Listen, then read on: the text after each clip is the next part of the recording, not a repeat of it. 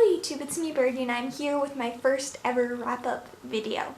Now since I haven't been on BookTube at all really from January until like around March-ish, I'm going to be giving you a wrap-up of all the books that I've read from January until now, April. You would think there would be a lot of books, but of course no. I've been busy with dissertation reading and then studying, so I didn't have too many books, so that's why it's kind of okay that I can do this and it won't be too much. So let's just go into it. So the first series that I'm going to talk about that I read from January until February, I think, was The Chronicles of Narnia by C.S. Lewis. This is of course a reread for me. I've read these books numerous times. I basically just read these so I can get my mind off of all the work and stress that I've been dealing with in the beginning of this year. So I'm not going to go into the details of each book. I might put a little summary in when I show the pictures on the side as you've been seeing, but I just wanted to say that my favorite character in the series is Edmund Pevensey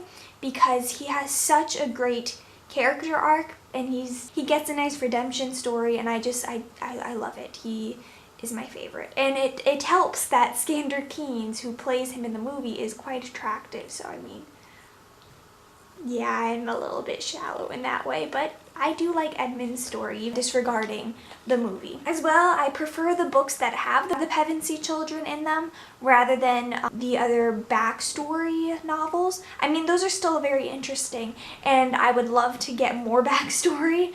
Obviously, that can't happen, but I would love to get more backstory. It's just that when the Pevenseys are in the novels, especially when it's Edmund and Lucy and also Prince Caspian, I love their interaction and their adventures, and I just find it more interesting than the other parts. So yeah, those are the first 7 books that I managed to read this year. The next book that I read was Love Letters to the Dead by Ava DeLera. I think I'm pronouncing that right. If not, please let me know. But anyway, I already have a book review up for that, and I'll link that down below. But if you do not want to watch that, which I totally understand, this book is basically about Laurel, who is starting high school, and she's given an assignment where she's supposed to write a letter to a dead person, and this was created in order for her to kind of come to terms with her dead sister who died relatively recently to when the book starts. However, she decides to write to various celebrities who have died. So like Kurt Cobain, Amy Winehouse, and people like that. And in these letters, we follow her time in high school, or her freshman year of high school, and also we figure out all the tragedies that have recently happened in her life. So of course her sister's passing, but other things that kind of occurred around that. It does talk about important issues that I think need to be talked about, such as suicide, rape, and other topics like that. I mean, it goes through things like drugs and alcohol and partying and that kind of stuff. So I thought it was a good portrayal, but at the same time, I thought the novel was nothing special. I did give it a good rating, but it didn't blow me away. So yeah, that was the second book that I read. The next book that I read was The Ocean at the End of the Lane by Neil Gaiman. Now, I was kind of going into this with a little more expectation, I guess, because I've heard of Neil Gaiman quite a lot, and I kind of view him as like a very prominent author. However, in this book, I was just confused. I don't know what I was expecting in the actual story or plot line, but I just came out confused basically. So this is a novel about a middle-aged man who recounts a specific chunk of time in his past life when he was a child, and it focuses mainly around his interaction with his friend Letty and her mother and grandmother, who are quite different. They are quite eccentric, and that's basically all it's about. I can't really pinpoint an actual plot line apart from the fact that it is him retelling a specific incident that happened when he was a child, and because of that, I don't know what the point or the main message of this story was, so that's why this is kind of given a lesser grade. I don't think there's anything wrong with the writing style, but I don't know what I was expecting, but somehow at the same time I did not get what I was expecting. You know what I mean? So I think it just wasn't a book for me. Next up was 13 Reasons Why by Jay Asher. Of course, I read this so I can watch the Netflix show. I have read this before, and I have to say this book wasn't as emotional or hard-hitting as it was the first time that I read it, but it still was quite impactful. If you somehow don't know what this novel is about, it's about Hannah Baker, who killed herself, and she, instead of leaving a suicide note, she leaves 13 tapes instead and has them circulated among the people who she attributes to adding to her decision to commit suicide. So in this we follow Clay, who of course is given the tapes, and we figure out why he was included on the tapes and who else was mentioned on them and what they did. Again, this briefly mentions very important issues like suicide, rape, and bullying, so I do think it was good for that. But like I said before, it wasn't as emotional as it was last time I read it. Of course, when I read it last, I was just starting high school, so I was closer to the age that the characters are in this novel. So that might have had a better impact on me, or it might have just been because it had a shock value when I first read it, because I don't think I've read anything else like this before that time. Now, of course, there are a whole bunch of books that kind of talk about that kind of thing, so it's not as unique. Then I read Replica by Lauren Oliver. Now let me just tell you this straight up. Thought it was a great concept, but it was executed very badly, and I just want to say it is very gimmicky. You've seen it a lot on BookTube, where it has two sides. One side is from the point of view of Gemma, and the other is from the point of view of Lyra. Honestly, Lauren Oliver could have just made either two separate books or integrated them in one book, or just figured out a less gimmicky way to write this book, because it really did not add much to the story. And honestly, I liked one side a little bit better than the other. Both were bad, but one was better than the other. So like I said, there are 2 points of views, one on each side. The first is Gemma, who I found to be very whiny and annoying and just self-conscious to the extreme. And I don't know, she was just a badly written character, because on the one hand she was very shy and ugly because she's fat or whatever, and then at the same time she's able to talk to new people that she's never met before, and then she gets 2 guys to fall or to like her. So I don't think it was very realistic in that sense. I mean, I'm a shy person. I can't talk to people out of the blue. Like, I can't do that. So I just thought it was very unrealistic. And it was just kind of annoying that she was really hung up on her weight. Of course, you can't really tell when you're reading something the exact, like, weight of a person. I mean, everybody would picture it differently. But the way it was explained, it kind of seemed like she wasn't as overweight as she thought she was, or she wasn't as fat as she thought she was. And it was just more of like a, oh, I just want to be even thinner because all these other people are thinner. So I don't know, it just really pissed me off, and it was just addressed so many times. Like, once you say it once, I'm fine with it. I don't need it repeated multiple times.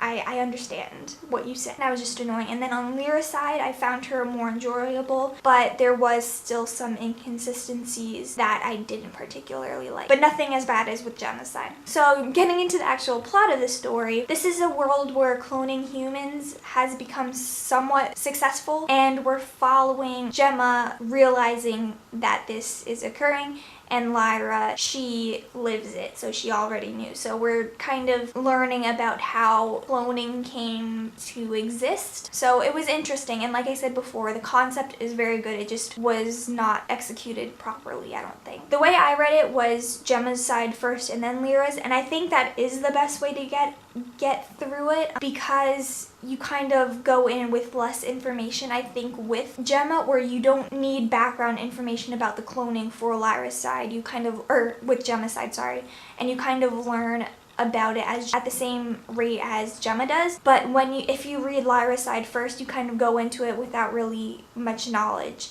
And so I think it would be better to read Gemma's side first, then Lyra's, instead of Lyra's then Gemma's, or alternating between chapters, because I think they're not completely organized in the same way. So you might reread something from Gemma's chapter and Lyra's chapter, but it might be like 5 chapters later or something. I just don't think it would work very well that way. I think it does work better to read Gemma's side than Lyra's. But of course I didn't read it any other way, so I might be a little bit biased, but that's just what I suggest. Penultimately, I read The Diviners by Libba Bray. Now this, I have to say, apart from The Chronicles of Narnia, which I've read before, this was my favorite book that I've read in this chunk of time. And that really surprised me because I wasn't expecting to like it as much as I did, but oh my god, it just captivated me so much. I just wanted to continue reading, and I just wanted to get the next book, but the library that I borrowed the first one from does not have the other one, so yeah, I'm gonna have to wait until I go home to read it. But anyway, this takes place mostly in New York City during the 1920s. It does jump through a couple of other places, but very briefly, so mostly it's in New York City. We follow primarily Evie, a 17-year-old girl who was kind of forced to stay with her uncle in New York because she kind of embarrassed her family back home, so she was sent away to kind of let the waters calm down. So while in New York, she does on the one hand want to try to get famous or feel the luxurious air that New York has during that time, but at the same time she is helping her uncle with a murder case, and she proves to be very hopeful because she has this special ability, which I won't spoil it for you, but she has a special ability. Why am I saying that weird? A special ability, and she uses that to help figure out who is causing these murders. And there are, like I said before, I think I did, it's multiple points of views, or at least we follow different characters. It's a third-person narrative, but we do follow a couple of other characters, and all of the ones we follow do have some kind of special powers as well. It does take a while for the main plot of the murder mystery to take effect, but that being said, all the supporting plot lines and stuff and all the supporting background information is so interesting. Like, I'm very interested in 1920s and New York. I mean, my shirt has New York on it, and I was born in New York, so New York has a place in my heart, a special place in my heart. Just being set in New York would have captivated me. Adding 1920s flapper era to that, oh my god, I just knew I was gonna love this world no matter what. And like I said before, I need to get the next books. I know the second book is already out, but the third one isn't coming out until October. I thought I was going into a book series that was already finished, but no, I was mistaken, as I usually am. So that's gonna be great, waiting for that book. But it comes out October 3rd, I think, so that's not too bad. And I have a whole bunch of other books that I want to read during the summer, so that'll be fine. Finally, I read Northern Lights by Philip Pullman. This is about an alternate world where humans have companions that are kind of attached to them, and they're animals, and they're called daemons. I want to say daemons, but I'm pretty sure the pronunciation is demons, but whenever it's spelled D-A-E instead of just D-E, I want to say daemons instead of demons. But anyway, it's also like the Chronicles of Narnia, religious-based, but instead of being about the more morality, faith side of religion, this is more on the church and Bible kind of side. I mean, it's not as prominent of a theme as it is for the Chronicles of Narnia. There was just one scene where it was kind of discussed a little bit more in detail, but it does have some religious ties. We follow Lyra, who is trying to save her friend Roger, who was kidnapped by the gobblers, and during this time she also learns more about the gobblers and why they exist and what they're trying to do with this thing called dust. And then at the same time she also learns more about her family, which, oh my god, let me just tell you, her family pisses me off. I know families can be bad, but her parents just suck. They're awful people. Now, even though I know in my heart that I do enjoy this book, I feel like this is going to be a series where I need to complete all of the books before I can make a definitive statement of how I feel, because at this point I'm kind of reserved. I mean, I know I like it, I just can't particularly say why, and I did rate it very quite well. I just think this is a series where you kind of have to have the whole series read before you kind of make an opinion about it. So those are all the books that I've read from January until April. See you guys next time. Bye.